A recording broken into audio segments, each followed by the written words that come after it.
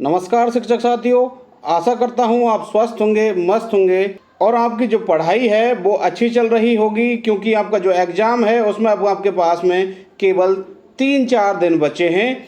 तो आपकी जो तैयारी है वो कैसी चल रही है उसको देखने के लिए आपके पास ये जो मॉडल पेपर है वो बहुत ही महत्वपूर्ण रोल निभाने वाला है।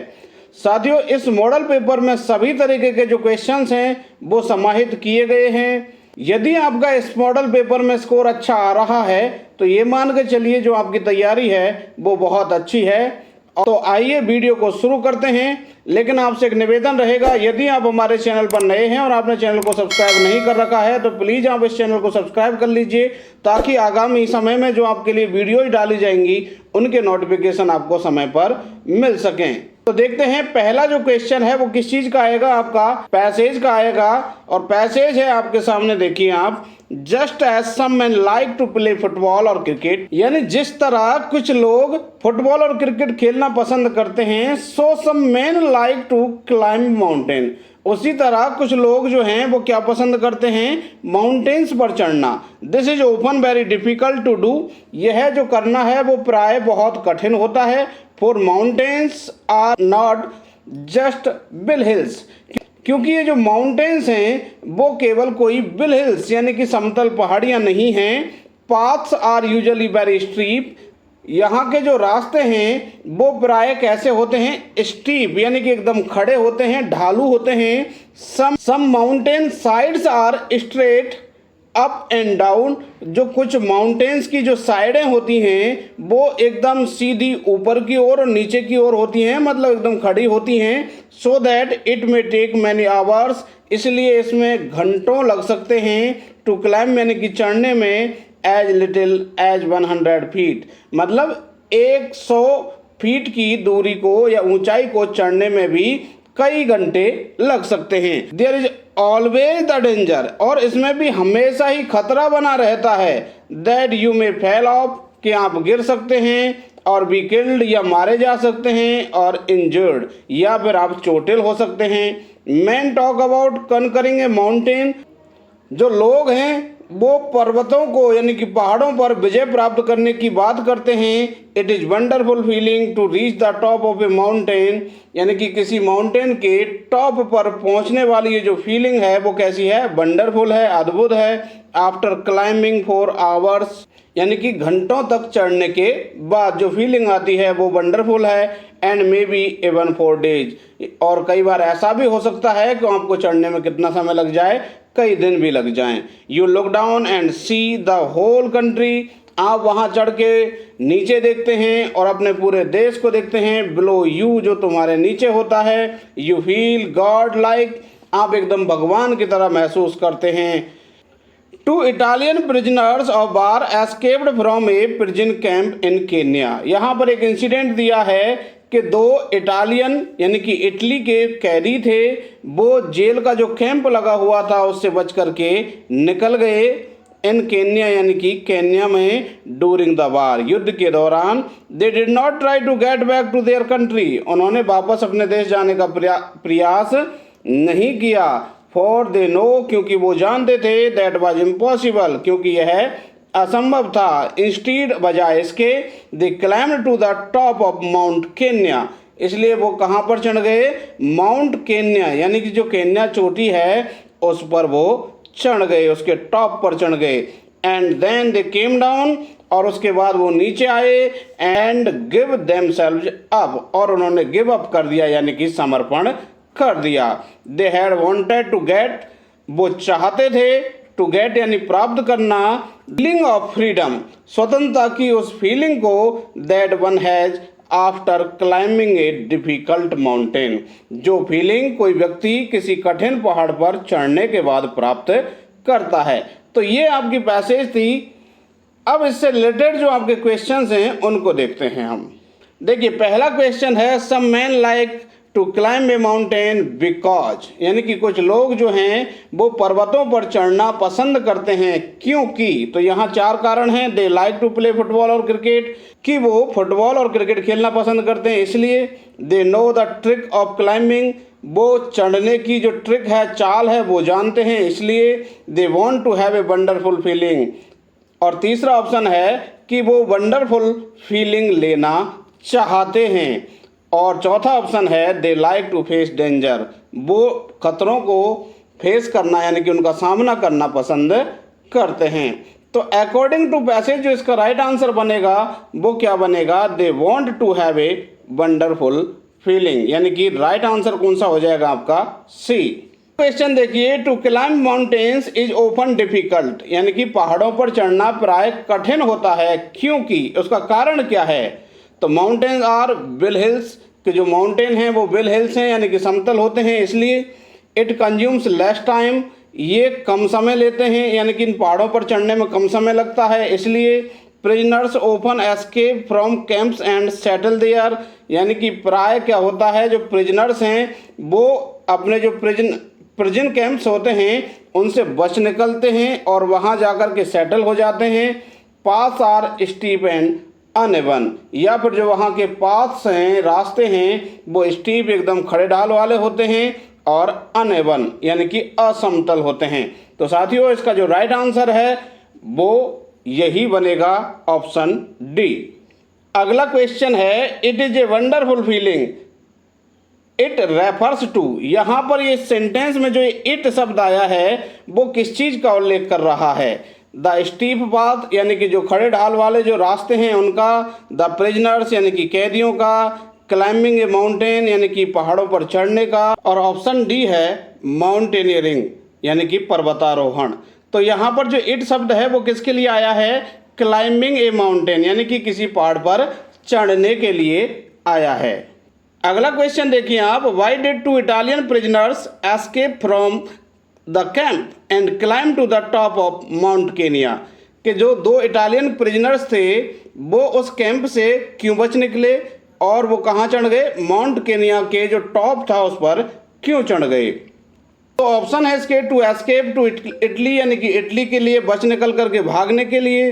To come down and give up, नीचे उतर के समर्पण करने के लिए। To get the feeling of freedom, यानी कि स्वतंत्रता की जो फीलिंग है उसे लेने के लिए, मतलब प्राप्त करने के लिए। To gain fame as mountaineers, या फिर पर्वतारोही के रूप में फेम यानी कि प्रसिद्धि प्राप्त करने के लिए। तो इसका जो राइट आंसर है वो आपका क्या हो जाएगा, to get the feeling of freedom.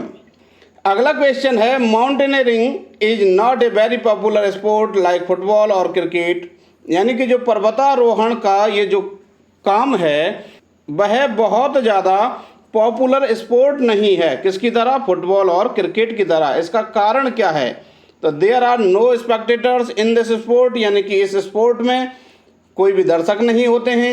It may not take many hours और इवन डेज, यह कई घंटे और यहाँ तक कि कुछ दिनों नहीं लेता है, यानी इस काम में नहीं लगते हैं। Many people are prepare to risk their lives, अनेकों लोग अपने जीवन को खतरे में डालने के लिए तैयार रहते हैं।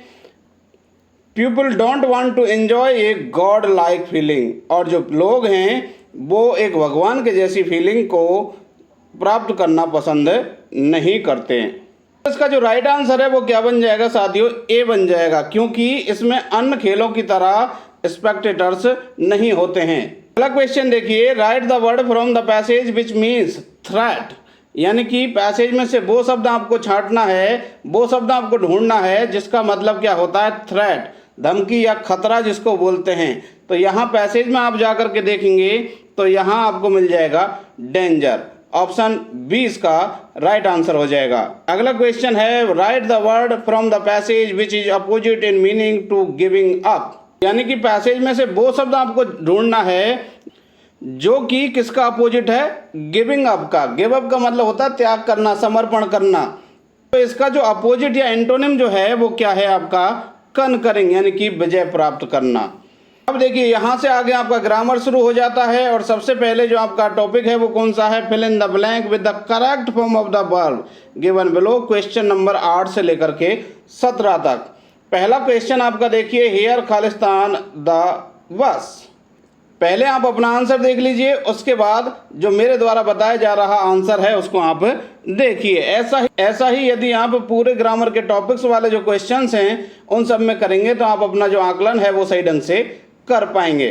तो यहाँ पर देखिए साथियों, इधर की साइड में आप लास्ट में जाकर के देखेंगे एक्सक्लेमेटरी साइन लगा हुआ है, और नियम यह है कि जब कोई सेंटेंस कैसा हो, एक्सक्लेमेटरी हो और शुरुआत हो रही हो हियर या देयर से, तो उस समय आपको कौन सा टेंस लगाना होता है, प्रेजेंट इंडेफिनिट टेंस लगाना होता है। अब यहाँ पर चूंकि ये बस की बात हो रही है, सिंगुलर है, इसलिए यहाँ पर क्या आ जाएगा, आपका कम्स आ जाएगा, हियर कम्स द बस। अगला सेंटेंस देखिए आप, बी खालिस्तान पद्मा फॉर सेवरल मंथ्स। अब यहाँ पर आप देखेंगे, कुछ लोग देखेंगे कि यहाँ पर क्या है, फोर है और उसके बाद में आपके पीरियड ऑफ टाइम दे रखा है, तो आप क्या लगाएंगे, प्रेजेंट परफेक्ट कंटिन्यूअस लगाएंगे, जो कि आपको ऑप्शन में यहाँ दे भी रखा है। लेकिन साथियों यहाँ पर वर्ब कौन सी दे रखी है, सी वर्ब दे रखी है। कौन सी, सी वर्ब दे रखी है। और साथ ही एक कॉन्सेप्ट है, कुछ वर्ब्स हैं को सामान्यतया आईएनजी रूप में काम में नहीं लिया जाता है, और उन वर्ब में से एक वर्ब है आपकी सी। तो ये जो सी है इसको हम सामान्यतया आईएनजी फॉर्म में काम में नहीं लेते। मैं ऐसा नहीं कह रहा हूँ कि कभी भी काम में नहीं लेते। यदि मैं यहाँ पर आपको पूरा रूल समझाने लगूंगा तो बहुत सारा टाइम इसी रूल में चला जाएगा, इसलिए यहाँ पर जो आईएनजी फॉर्म में तो लगेगा नहीं, यानी कि प्रेजेंट परफेक्ट कंटिन्यूअस तो लगेगा नहीं। तो आईएनजी आपका इसमें दे रखा है, ये खत्म, और इसमें दे रखा है, ये खत्म। यदि हमको ऐसा केस मिले जैसे आपको आईएनजी फॉर्म में कोई वर्ब नहीं लगानी, तो वहाँ उस केस में आप क्या करना साथियों, एक स्टेप पीछे चले जाना। मान लीजिए जैसे प्रेजेंट कंटिन्यूअस की बात आनी थी वहाँ पर, तो आप कौन से टेंस की ओर चले जाना, प्रेजेंट इंडेफिनिट की ओर चले जाना। और यदि आपकी प्रेजेंट परफेक्ट कंटिन्यूअस की बात हो रही है तो आप प्रेजेंट परफेक्ट की ओर आ जाना। तो देखिए यहाँ पर आप प्रेजेंट परफेक्ट का जो उदाहरण है वो कौन सा दे रखा है, बी हैव नॉट सीन। तो we have not seen Padma for several months. हमने पद्मा को अनेकों महीनों से नहीं देखा है, ये इसका राइट आंसर होगा साथियों। हैव नॉट बीन सीइंग, ये यदि आप लगा देते हैं तो आपका जो आंसर है वो गलत हो जाएगा। अगला क्वेश्चन आप देखिए, ही खालिस्तान ए मिल इन दिस टाउन।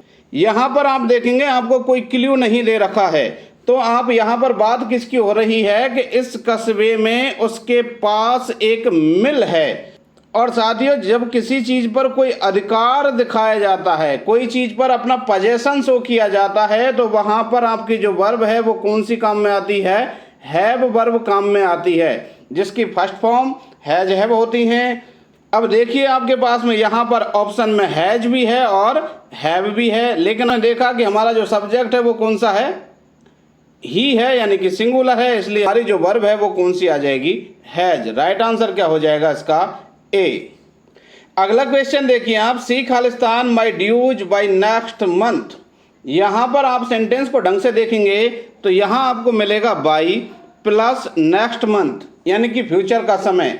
और जब यदि बाई प्लस फ्यूचर का समय दे रखा हो तो उस समय हमको फ्यूचर परफेक्ट टेंस लगाना होता है, will shell plus have plus verb की थर्ड फॉर्म। तो कौन से ऑप्शन में है ये, ऑप्शन सी। अगला क्वेश्चन देखिए, Rajni was washing clothes when her father Khalistan television. अब यहाँ पर आप देखेंगे साथियों आपको बता रखा है कि ऐसे कोई सेंटेंस हो तो एक साइड में क्या आता है, पास्ट इंडेफिनिट आता है। लेकिन साथियों ऐसा नहीं है, हमेशा ऐसा नहीं होता। दोनों ही साइड में पास्ट कंटिन्यूअस भी आ सकता है, दोनों ही साइड में पास्ट इंडेफिनिट भी आ सकता है। तो थोड़ा सा आपको ऐसे केस में आपको अर्थ लगा लेना है और उस अर्थ से देख लेना है कि अर्थ उपयुक्त बैठ रहा है या नहीं बैठ रहा। जैसे यदि आप वॉच्ड लगाते हैं यहाँ पर तो क्या बनेगा, रजनी कपड़े धो रही थी जब उसके पिता ने टेलीविजन देखा। अब देखिए टेलीविजन देखने का जो काम है वो कोई ऐसा तो है नहीं कि एक बार में हो गया कि बस उसकी ओर नज़र मारी और देख लिया टेलीविजन। यहाँ पर बात हो रही है टेलीविजन देखने का मतलब वो देखते रहे, उधर की साइड में जो रजनी थी वो कपड़े धोती रही। तो यहाँ पर दोनों साइड में ही पास्ट कंटिन्यूअस आएगा। साथियों आपको बताया जाता है कि व्हेन एज वाहिल जब हो तो उस समय एक साइड में पास्ट इंडेफिनिट और एक साइड में पास्ट कंटिन्यूअस, लेकिन ऐसा हमेशा नहीं होता। अब यहाँ पर यदि आप दोनों साइड में पास्ट कंटिन्यूअस लगाते हैं तो अर्थ भी उपयुक्त बैठेगा और जो आपका सेंटेंस है वो भी एकदम प्रॉपर बन जाएगा। जैसे Rajni was washing clothes when her father was watching television, यानी कि रजनी कपड़े धो रही थी जब उसके पिता टेलीविजन देख रहे थे। यानी जिस दौरान उसके पिता टेलीविजन देख रहे थे उस दौरान जो रजनी थी वो कपड़े धो रही थी। तो राइट आंसर हो जाएगा इसका सी। अगला क्वेश्चन देखिए, आई खालिस्तान his letter a week ago, और वर्ब है आपकी रिसीव, और यहाँ पर आपके लिए ये देखिए अगो शब्द मिल गया, और जहाँ पर भी आपको एगो मिल जाए तो वहाँ पर आप कौन सा टेंस लगाते हैं, पास्ट इंडेफिनिट टेंस लगाते हैं, यानी वर्ब की सेकंड फॉर्म लगाते हैं। और वर्ब की सेकंड फॉर्म कौन से ऑप्शन में दे रखी है, ऑप्शन बी। अगला क्वेश्चन देखिए आप, the smell of these flowers Khalistan soothing my mind, कि जो इन फूलों की जो खुशबू है वह मेरे मन को सूद कर रही है। अब देखिए आप यहाँ पर कुछ लोग क्या करेंगे कि इस फ्लावर के हिसाब से यहाँ पर क्या लगा देंगे, प्लूरल वर्ब लगा देंगे। लेकिन साथियों यहाँ पर आप देखेंगे कि जो ये फ्लावर्स की बात नहीं हो रही बल्कि क्या बात हो रही है, स्मेल की बात हो रही है, फूलों की स्मेल। और ये जो स्मेल शब्द है वो कैसा है, अनकाउंटेबल है, और अनकाउंटेबल को हम कैसा मानते हैं, सिंगुलर मानते हैं। और यहाँ पर सूदिंग ये आईएनजी फॉर्म पहले से ही दे रखी है, मतलब इज एम आर में से कोई आएगा। अब स्मेल चूंकि आपकी सिंगुलर हो गई इसलिए यहाँ पर क्या आएगा, इज आएगा। आप वीडियो में अंत तक बने रहिएगा, थोड़ा वीडियो लंबा हो सकता है लेकिन मैं आपको यकीन दिलाता हूँ वीडियो को आप अंत तक देखने के बाद में रिग्रेट फील नहीं करेंगे कि हमारा वैसे ही टाइम खराब हो गया। अगला क्वेश्चन देखिए आप, not only some money but also a blanket खालिस्तान टू द बेगर। अब यहाँ पर आप देखेंगे एक तो इधर की साइड में आपको दे रखा है मनी और एक इधर की साइड में दे रखा है ब्लैंकेट। अब ऐसे केस में साथियों आपको ध्यान रखना है, जब ऐसे दो सब्जेक्ट आपके नॉट ओनली और बट आल्सो से जुड़ रहे हों तो जो वर्ब है वो दूसरे वाले सब्जेक्ट के अनुसार आती है, बाद वाले के अनुसार। यानी कि यहाँ पर ये ब्लैंकेट के हिसाब से आएगी। और यहाँ पर आप देखेंगे यहाँ ये वर्ब रह गई है, वॉज गिवन आएगा यहाँ पर, तो वॉज गिवन आएगा यहाँ पर, क्या आएगा, वॉज गिवन। कॉन्सेप्ट साथियों ध्यान रखना कि not only but also say जब दो सब्जेक्ट जुड़े हुए हों तो उसके बाद में जो वर्ब है वह दूसरे वाले सब्जेक्ट के अनुसार आती है। जैसे कि यहाँ पर ये ब्लैंकेट, तो इसके हिसाब से यहाँ पर क्या आएगी, वॉज आएगी। अगला क्वेश्चन देखिए आप, nothing but girls Khalistan present in the meeting hall. ऐसे केस में साथियों अब आप यहाँ पर गर्ल्स देख करके प्लूरल वर्ब लगाने का प्रयास करेंगे और क्या लगा देंगे आप, वर लगा देंगे। लेकिन साथियों ऐसे केस में आपको ध्यान रखना है नथिंग बट दे रखा हो और उसके बाद में आपका जो सब्जेक्ट है वो चाहे सिंगुलर है चाहे प्लूरल है, वहां आपको सिंगुलर वर्ब ही लगानी है। तो क्या लगेगा, nothing but girls was present, यानी कि लड़कियों के अलावा वहां पर कुछ भी उपस्थित नहीं था। अगला सेंटेंस देखिए आप, if Khalistan wings like dog I would fly. यहाँ पर साथियों ये अनरियल कंडीशन वाला सेंटेंस है, कंडीशनल सेंटेंस है। और ऐसे केस में जब किसी चीज़ की आशा की जाती है कि काश ये मेरे पास ऐसा होता, तो ऐसे केस में आपको वर्ब की सेकंड फॉर्म लगानी होती है और पोजेशन दिखाने के लिए हैव, और हैव की जो सेकंड फॉर्म है वो क्या होती है, हैड होती है। तो if I had wings like dog, यदि मेरे पास डब की तरह विंग्स होते तो आई वुड फ्लाई, तो मैं उड़ता। तो यहाँ पर राइट आंसर क्या हो जाएगा इसका, B. Fill in the blanks with suitable modal from given options. 18 से लेकर 22 तक आपको क्या भरने हैं, मॉडल भरने हैं। पहला क्वेश्चन है, चिल्ड्रन खालिस्तान ओबे देयर पेरेंट्स, कि जो बच्चे हैं उनको अपने माता पिताओं की आज्ञा का पालन करना चाहिए। यहाँ पर एक कॉमन ड्यूटी है उनकी, और यदि आपको यहाँ पर ऑट टू दे दिया जाता थोड़ा सा क्लिष्ट बनता, लेकिन अब यहाँ पर हमें ऑट टू नहीं दे रखा, तो क्या राइट आंसर हो जाएगा इसका, शुड हो जाएगा। अगला क्वेश्चन देखिए, सी वर्कड हार्ड, उसने कठिन परिश्रम किया, और उसके बाद में आपको दे रखा है इन ऑर्डर दैट।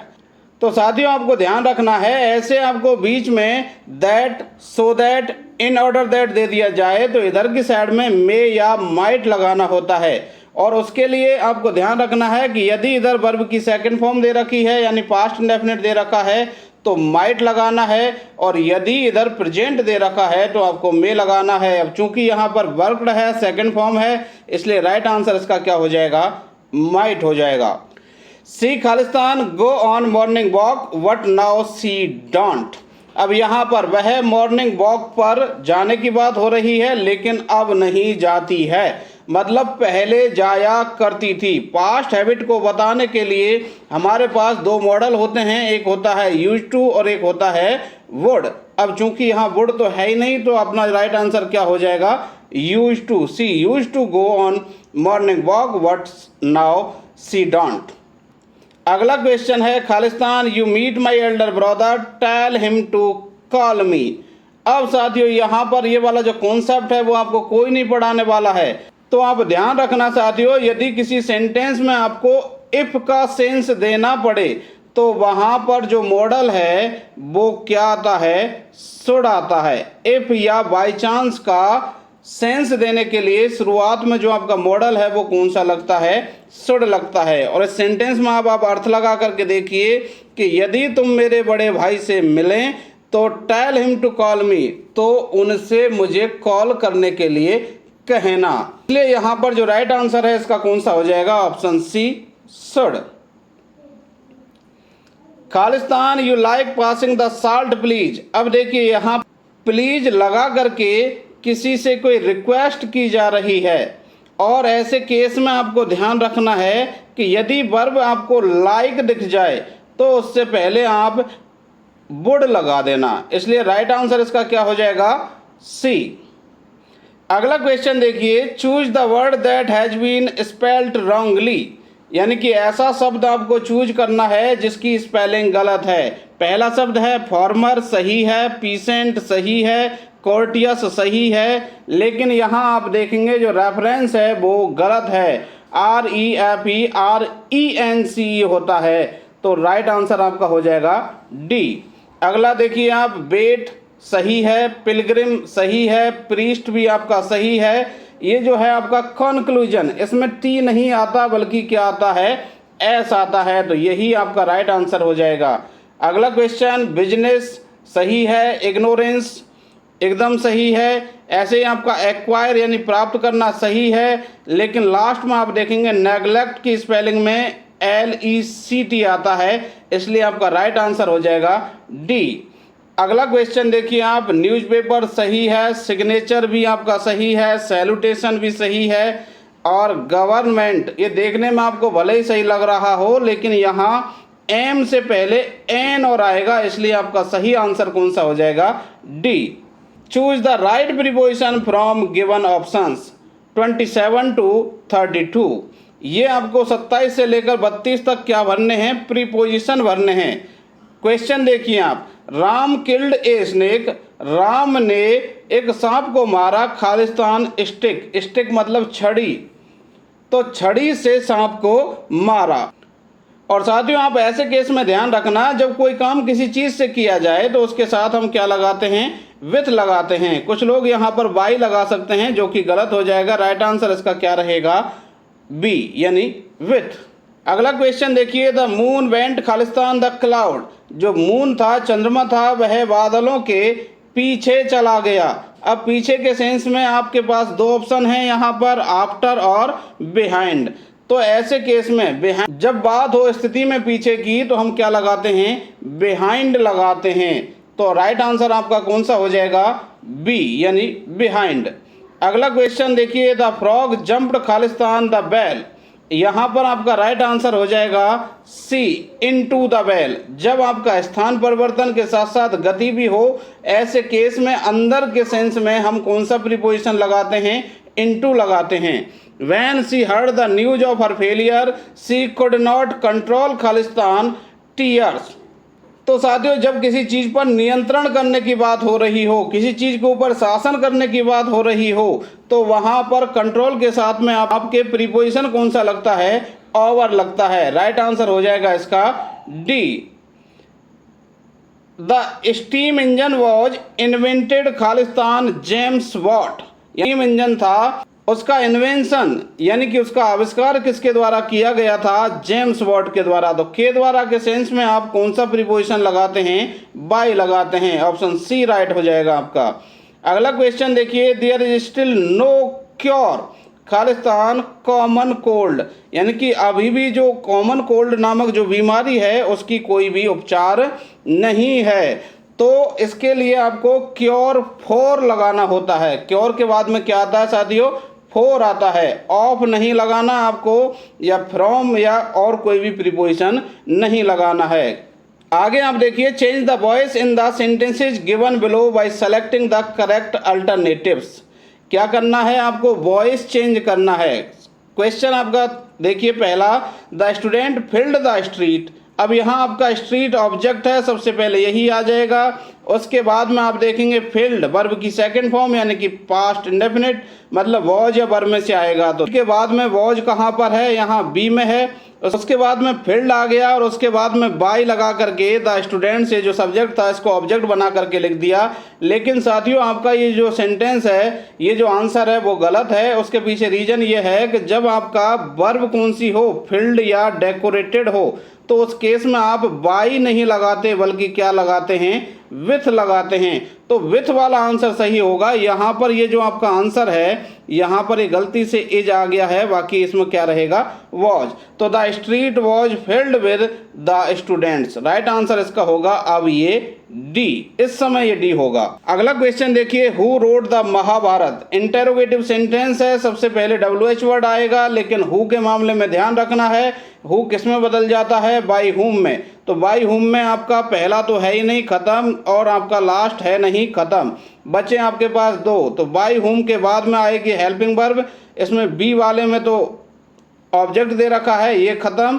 तो आपका राइट आंसर बचा आपका C, by whom was the Mahabharata written. अगला क्वेश्चन देखिए, the governor gave him a reward. अब यहाँ पर ऑब्जेक्ट इसमें साथियों दो हैं, एक तो हिम है और एक ए रिवार्ड है। तो इन दोनों से ही हम इसको बना सकते हैं। तो हिम से कैसे बनेगा? He was given a reward by the governor, ये बिल्कुल सही है। अगला है a reward was given to him by the governor, ये भी सही है। और अगला है आपका a reward was given him by the governor. लेकिन इसमें एक मिस्टेक हो रही है साथियों, जब सेंटेंस में दो ऑब्जेक्ट हों और हम निर्जीव वाले ऑब्जेक्ट को सब्जेक्ट बना करके पैसिव वॉइस बना रहे हैं, तो जो सजीव वाला ऑब्जेक्ट आपके पास बच जाता है, उससे पहले आपको टू लगाना अनिवार्य होता है। इसलिए आपका ये जो सी है वो तो हो जाएगा गलत, और जो ऑप्शन डी है बोथ ए एंड बी, ये हो जाएगा आपका राइट। अगला क्वेश्चन देखिए, डू योर वर्क। अब यहाँ पर वर्ब की फर्स्ट फॉर्म से इसकी शुरुआत हो रही है, लेट से बनेगा। तो ये दो तो आपके लेट से है ही नहीं, तो ये खत्म। अब बचा आपका लेट वाला ये, तो लेट के बाद में ऑब्जेक्ट आया, योर वर्क लिख दिया यहाँ पर, उसके बाद में बी लगाया और वर्ब की थर्ड फॉर्म। तो आपका राइट आंसर कौन सा हो गया? ए। अगला क्वेश्चन देखिए, we were writing a novel in the evening. अब यहाँ पर आपका ऑब्जेक्ट क्या है? ए नोवेल है, तो सबसे पहले यही आ जाएगा। यहाँ पर ये सी ऑप्शन तो गलत हो गया।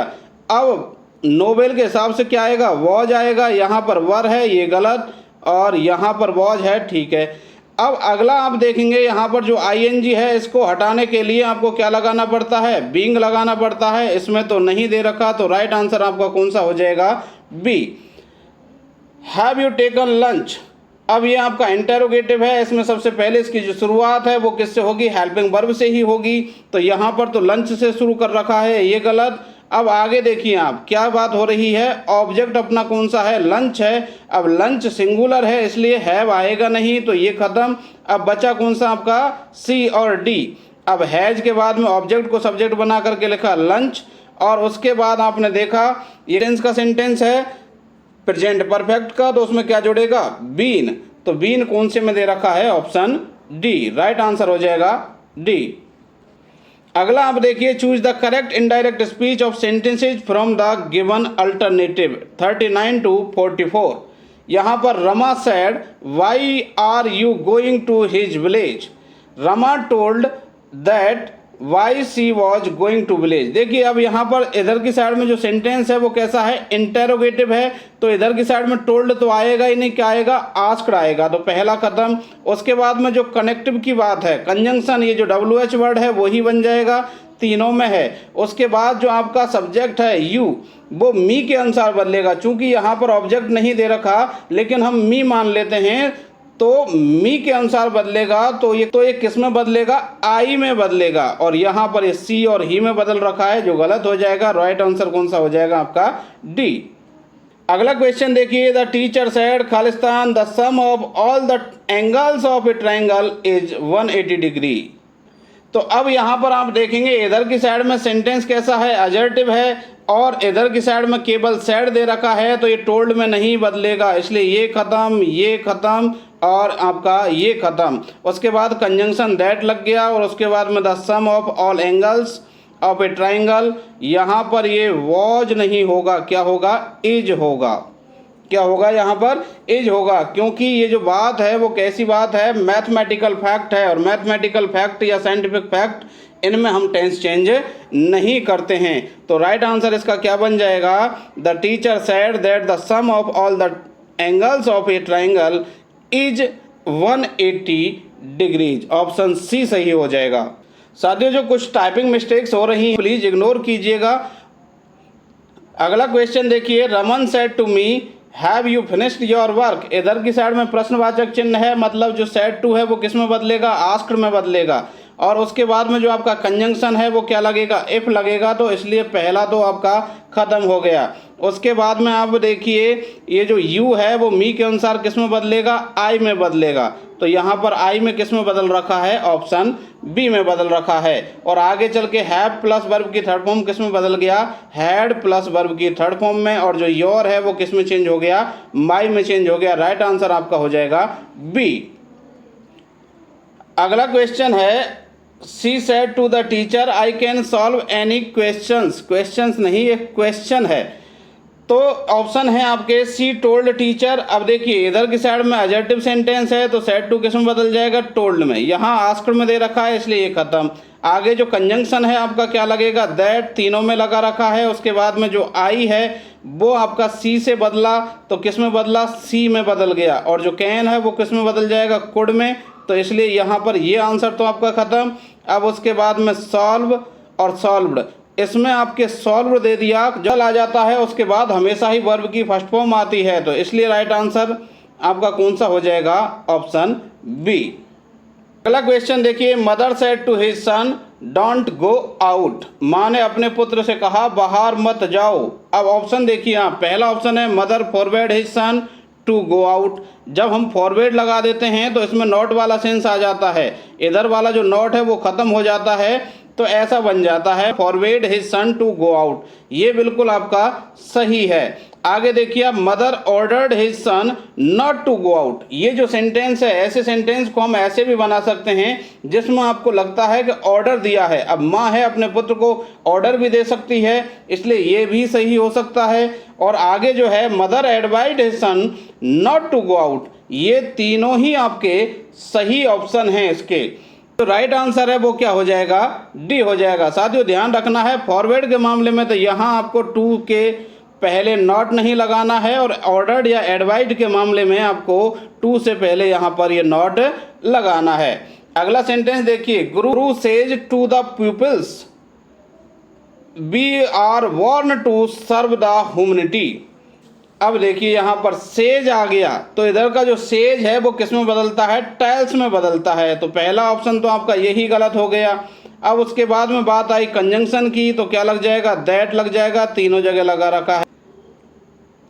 और उसके बाद में जब हम बी को चेंज करेंगे तो किस में बदल जाएगा, वो दे में बदल जाएगा, इसलिए आपका जो सी है ऑप्शन ये तो खत्म हो गया। और इधर आप देखेंगे, इधर की साइड में प्रेजेंट टेंस दे रखा है, तो इधर का जो टेंस है वो भी चेंज नहीं होगा, इसलिए आर वॉर्न ही आ जाएगा। और राइट आंसर आपका कौन सा हो जाएगा, B. Guru tells the peoples that they are warned to serve the humanity. अगला क्वेश्चन देखिए, choose the correct antonym from the given options, यानी कि करेक्ट एंटोनिम यानी कि विलोम शब्द आपको छांटना है। किसका?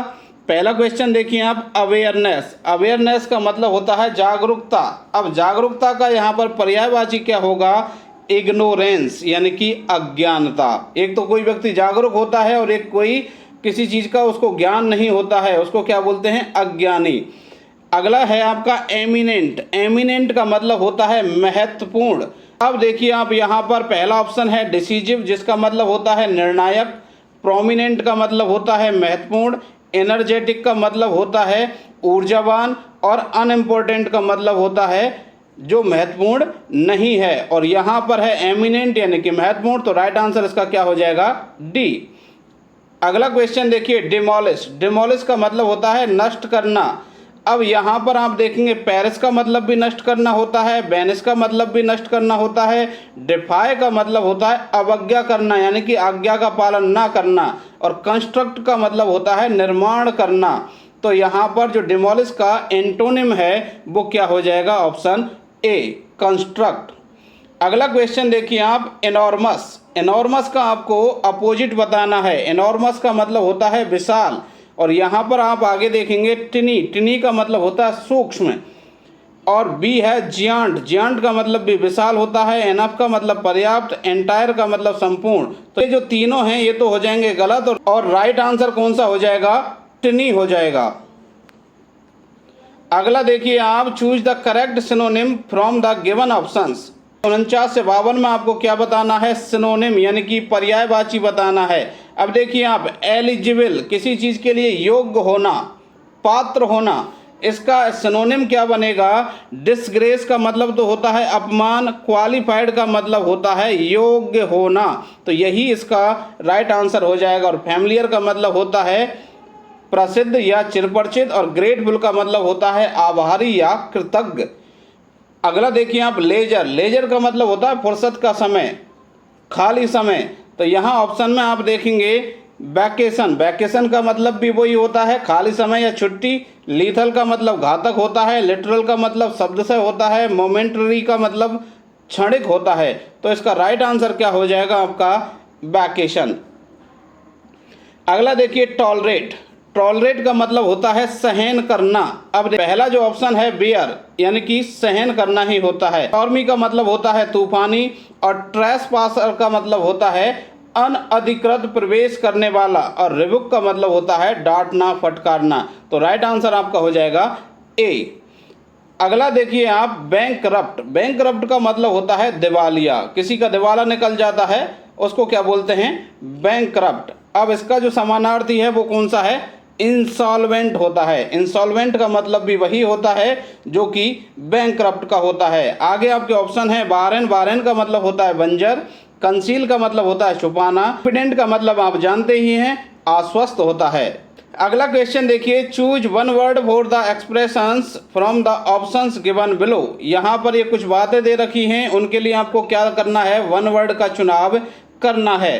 Rules for formal behaviour among people, यानी कि लोगों के बीच में जो हमारा औपचारिक व्यवहार होता है उसके जो नियम होते हैं उनको हम क्या बोलते हैं? तो क्या बोलते हैं उनको? एटिकेट बोलते हैं। क्या बोलते हैं? एटिकेट बोलते हैं। और प्रिविलेज का मतलब तो विशेष अधिकार होता है। हाइपोक्रेसी का मतलब पाखंड होता है। और लेगेसी का मतलब विरासत होता है। तो राइट आंसर आपका क्या हो जाएगा? एटिकेट। अगला है one who believes in the existence of God, यानी कि वह व्यक्ति जो भगवान के अस्तित्व में विश्वास करता है उसको हम क्या बोलते हैं? थीस्ट बोलते हैं। अगला है आपका एथीस्ट, जो क्या होता है? जो कि भगवान के अस्तित्व में विश्वास नहीं करता है। एक होता है आपका ऑप्टिमिस्टिक, जिसे हम आशावादी बोलते हैं, और जो पैसिमिस्टिक होता है उसको हम निराशावादी बोलते हैं। तो राइट आंसर इसका हो जाएगा ऑप्शन ए।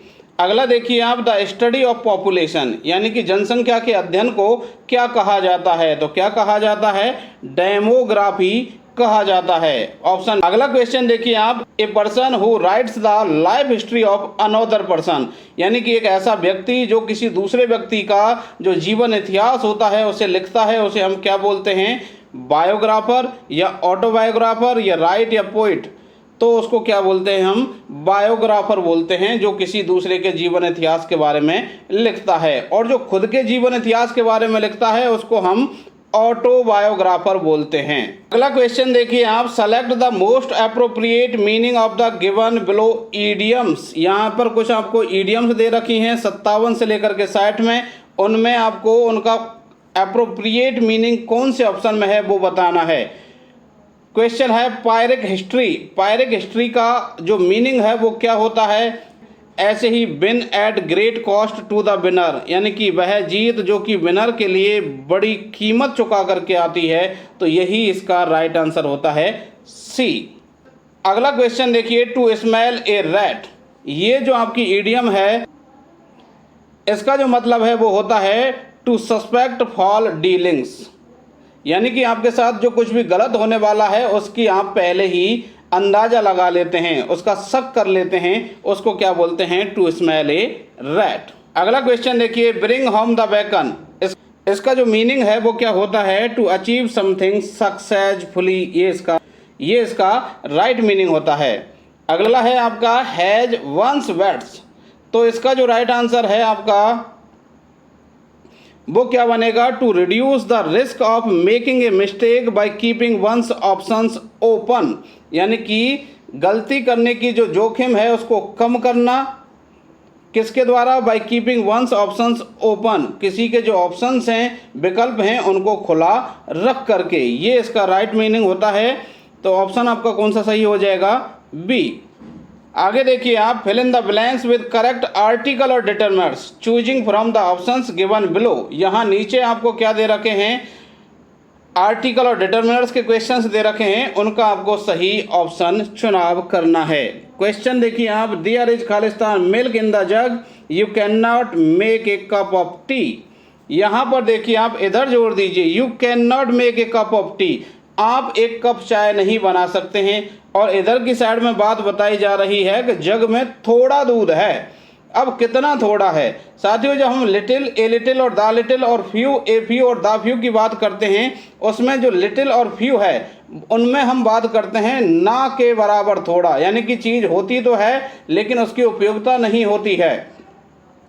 तो ऐसे केस में जहां ना के बराबर कम की बात हो रही होती है और जो आपका नाउन है वो अनकाउंटेबल होता है, तो वहां हम लिटिल लगाते हैं। जैसे कि यहाँ पर अब देखिए हमारे पास में जो दूध है वो ना के बराबर है, इसीलिए तो हम उससे एक कप भी चाय नहीं बना सकते हैं। इससे साबित हो रहा है कि जो दूध है वो कितना थोड़ा है, ना के बराबर थोड़ा। इसलिए राइट आंसर इसका क्या हो जाएगा, लिटिल, क्योंकि यहाँ पर जो मिल्क है वो कैसा है, अनकाउंटेबल है। और यदि यहाँ पर ऐसी कोई चीज़ दे रखी होती जिसको हम काउंट कर सकते हैं तो वहाँ आपका ऑप्शन क्या हो जाता, फ्यू हो जाता। अगला देखिए आप, have you not bought Khalistan book.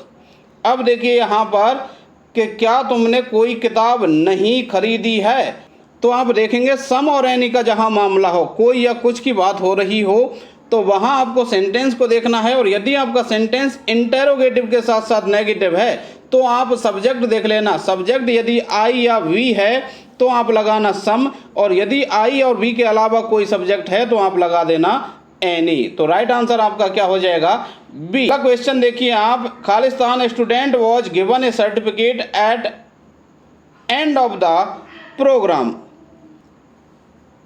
यानी कि प्रोग्राम के अंत में प्रत्येक विद्यार्थी को एक सर्टिफिकेट दिया गया। और साथियों जब प्रत्येक की बात हो रही हो, इसमें आपका जो ईच और एवरी हैं ये दोनों डिटरमिनर्स आते हैं, लेकिन जो एवरी है वो कलेक्टिविटी को शो करता है और जो ईच है वो आपकी इंडिविजुअलिटी को शो करता है। यानी कि जब बात हो रही हो एक साथ सब के सेंस में, यानी कि कोई काम हुआ है, प्रत्येक की बात हो रही है और एक साथ सबकी बात हो रही है, तो उस केस में हम लगाते हैं एवरी। और जब बात हो कि एक एक करके काम हुआ है, उस केस में हम लगाते हैं ईच। जैसे कि अब इन विद्यार्थियों को सर्टिफिकेट्स दिए गए हैं, तो क्या सभी को एक साथ फेंक करके दे दिए गए कि लो भाई तुम सब एक साथ पकड़ो, ऐसा नहीं होता है साथियों। एक एक को एक एक सर्टिफिकेट एक एक करके दिया गया है, इसलिए ऐसे केस में हम क्या लगाते हैं, ईच लगाते हैं। अगला सेंटेंस देखिए आप, I have just Khalistan books on India. अब यहाँ पर कहना चाह रहा है कोई कि मेरे पास इंडिया के ऊपर लिखी हुई थोड़ी किताबें हैं। अब थोड़े के सेंस में फ्यू लिटिल। अब देखिए आप यहाँ पर काउंटेबल है, बुक्स है, तो मतलब फ्यू की तरफ जाएंगे। और आपको एक चीज़ यहाँ ध्यान रखनी है कि यदि खालिस्तान से पहले आपको जस्ट लगा रखा है तो उस केस में आपको क्या लगाना है, ए फ्यू लगाना है। इसलिए राइट आंसर आपका क्या हो जाएगा, ऑप्शन डी। अगला क्वेश्चन देखिए आप, खालिस्तान number of ministers are corrupt in the government. यहाँ पर साथियों आपके लिए एक विशेष कॉन्सेप्ट है और वो कॉन्सेप्ट क्या है, ऐसे बात हो नंबर ऑफ, और नंबर ऑफ के बाद में आपके सब्जेक्ट चाहे सिंगुलर दे रखा है चाहे प्लूरल, लेकिन यदि वर्ब आपकी कैसी दे रखी है, प्लूरल, तो उधर नंबर से पहले आपको क्या लगाना है, ए। और यदि इस सब्जेक्ट के बाद में आपकी जो वर्ब है वो सिंगुलर दे रखी है तो आपको वहाँ नंबर से पहले क्या लगाना है, द। अब चूंकि हमारी वर्ब यहाँ पर आर है इसलिए यहाँ अपना जो आर्टिकल है वो कौन सा आ जाएगा, ए आ जाएगा। अगला सेंटेंस देखिए, वी शुड नॉट टेल खालिस्तान लाई। अब देखिए जब कोई वर्ब जैसा शब्द, जैसे कि यहाँ पर लाई, लाई का मतलब क्या होता है, झूठ बोलना, तो उस शब्द को जब नाउन के रूप में उपयोग में लिया जाता है तो उससे पहले हम आर्टिकल ए या एन लगाते हैं। अब लाई में ले का उच्चारण है इसलिए यहाँ पर राइट आंसर इसका कौन सा हो जाएगा, ए हो जाएगा। अगला सेंटेंस देखिए, he can play Khalistan harmonium very well. अब यहाँ पर आप देखेंगे किसके लिए आर्टिकल लगाना है, हमें हारमोनियम के लिए आर्टिकल लगाना है। और साथियों ये जो वाद्य उपकरण होते हैं उनके मामले में आपको ध्यान रखना है, जब आपके सामने कोई वाद्य उपकरण आए और उसके बजाने की बात हो रही है तो आप लगाएंगे उसमें द, और यदि बजाने के अलावा कोई अन्य सेंस में बात हो रही है तो आप लगाएंगे ए या एन। तो यहाँ पर तो बात हो रही है प्ले यानी कि बजाने की, इसलिए यहाँ पर राइट आंसर आपका कौन सा हो जाएगा, ऑप्शन ए द। खालिस्तान water in the pond froze last night. अब देखिए यहाँ पर वाटर के लिए हमें आर्टिकल लगाना है, अभी अनकाउंटेबल है, लेकिन यहाँ पर आपको विशेष बना रखा है कि पानी, कौन सा पानी, उस पॉन्ड वाला जो पानी है उसकी बात हो रही है, तो यहाँ पर विशेष बन गया इसलिए हम आर्टिकल कौन सा लगाएंगे, द लगाएंगे। आगे देखिए आप, fill in the blank with relative pronoun choosing from the options given below 69 to 71। यहाँ पर आपको रिलेटिव प्रोनाउन लगाना है 69 से लेकर के 71 तक। क्वेश्चन है आपका, the man Khalistan had cheated me was arrested yesterday. यानी वह आदमी जिसने मुझे धोखा दिया था वो कल पकड़ा गया। तो जिसने या जो के सेंस में हम कौन सा रिलेटिव प्रोनाउन लगाते हैं, हु लगाते हैं सजीव के मामले में। अगला देखिए आप, सरिता खालिस्तान father is a doctor is my best friend. अब देखिए यहाँ पर सेंस कौन सा बन रहा है, सरिता जिसका पिता एक डॉक्टर है वह मेरी बेस्ट फ्रेंड है। तो जिसका जिसकी का अर्थ देने के लिए हम क्या लगाते हैं, हुज लगाते हैं। तो Sarita whose father is a doctor is my best friend, option C सही हो जाएगा आपका। अगला क्वेश्चन देखिए, आई कुड नॉट अंडरस्टैंड खालिस्तान ही सेड। मैं नहीं समझ सका जो उसने कहा। और साथियों जो के मामले में एक तो आपके हु है और एक है आपका विच, और यदि पूरे सेंटेंस की अगर बात की जा रही हो उस जो के बाद में, उस जो में पूरा सेंटेंस समाहित हो रहा हो तो वहाँ पर हम कौन सा रिलेटिव प्रोनाउन लगाते हैं, व्हाट लगाते हैं। तो यहाँ पर भी जो आपका राइट आंसर है वो कौन सा हो जाएगा, व्हाट हो जाएगा। I could not understand what he said, जो उसने कहा। आगे देखिए आप, fill in the blanks with correct connective choosing from the options given below. यहाँ पर आपको कनेक्टिव लगाने हैं 72 से लेकर 74 तक। क्वेश्चन है आपका, Khalistan you were let the teacher did not punish you. तुम लेट थे, टीचर ने तुमको पनिश नहीं किया। और साथियों जब ऐसी विरोधाभासी बातें हों कि लेट हैं उसके बावजूद भी पनिश नहीं किया तो उस केस में आपको क्या लगाना है, ऑल दो लगाना है। यद्यपि आप लेट थे फिर भी टीचर ने आपको पनिश नहीं किया। यहाँ पर यट तो फिर भी होता है, सो इसलिए होता है, बिकॉज क्योंकि होता है, तो ये तीनों तो आपके उपयुक्त यहाँ पर बैठ ही नहीं रहे। और जो सही आंसर है आपका कौन सा हो जाएगा, ऑल दो। अगला क्वेश्चन देखिए, ही रैन खालिस्तान fast that he won the race. अब यहाँ ऑप्शन है आपके पास में टू है, सो है, बिकॉज है, बिसाइड्स है। अब बिसाइड का मतलब तो के अलावा होता है, तो के अलावा वाला तो सेंस बन ही नहीं रहा।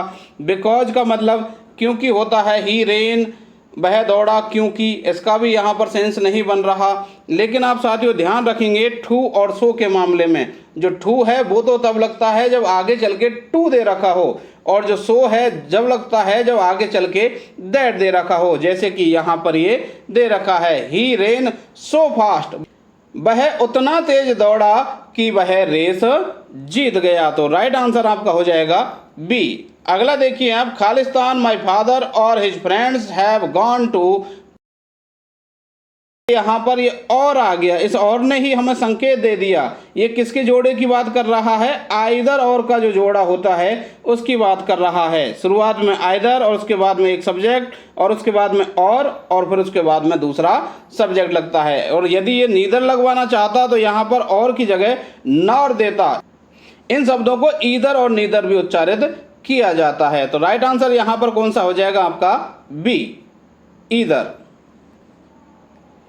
अगला देखिए आप, change the degree of the given as directed. 75 से 76 तक आपको क्या काम करना है, डिग्री चेंज करने का काम करना है, जैसा यहाँ बताया गया है। English is not so easy as mathematics, यानी कि जो इंग्लिश है वह मैथमेटिक्स के जितनी आसान नहीं है, इसको आपको कंपैरेटिव डिग्री में बदलना है। और साथियों कंपैरेटिव डिग्री में बदलने के लिए आपको क्या करना होता है, जो बाद में आपका नाउन दे रखा है उसको ले आइए आप पहले, यहाँ पर ले आएंगे इधर, और उसके बाद में जो आपका ये नॉट वगैरह है इसको आपको हटा देना है।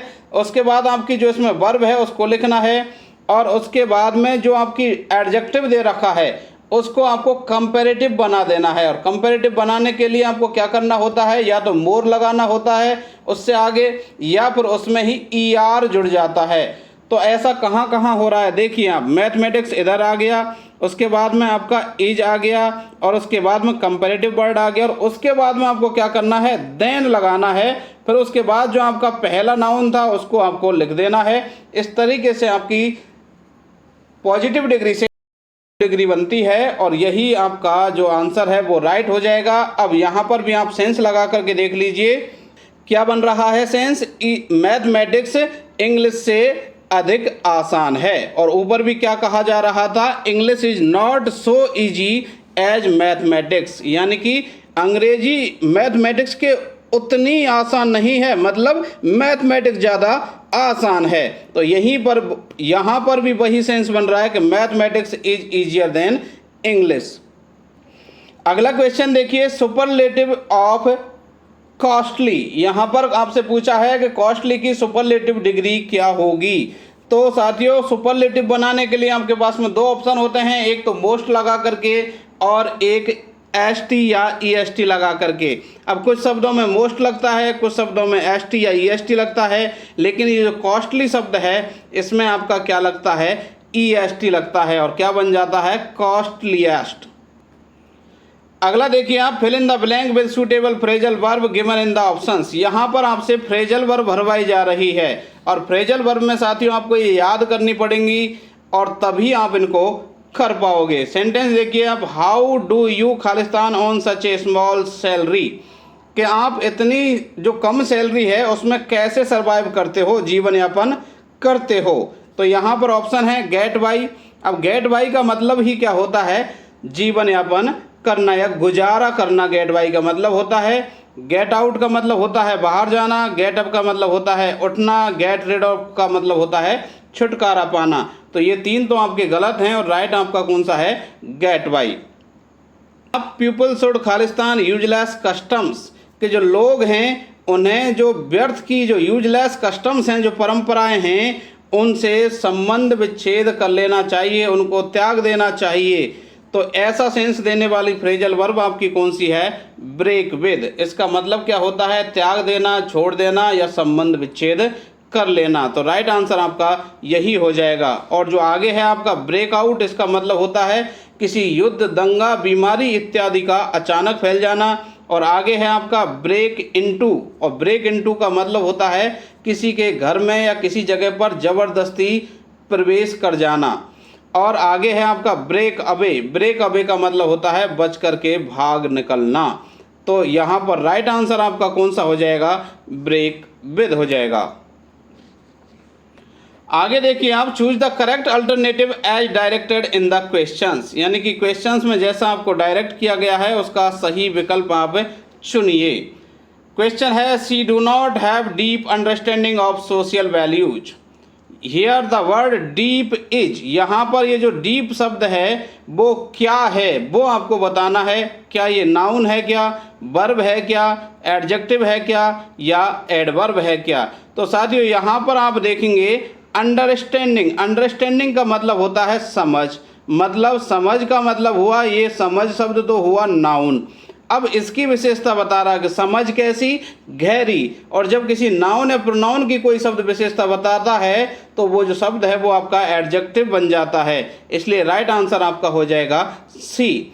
अगला क्वेश्चन देखिए आप, he played in the last match very well.